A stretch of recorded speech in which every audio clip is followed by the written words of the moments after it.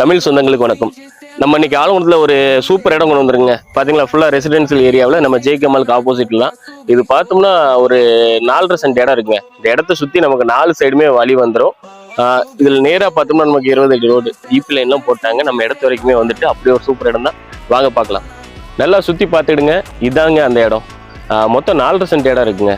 நம்மளுக்கு சுற்றி 4 பக்கமே தெரு வந்துடுது. அந்த சைடு ஒரு 20 அடி பாதை, அந்த சைடு ஒரு 16, அப்படி லெஃப்ட் ரைட்டு பார்த்தோம்னா ஒரு 12 அடி பாதை.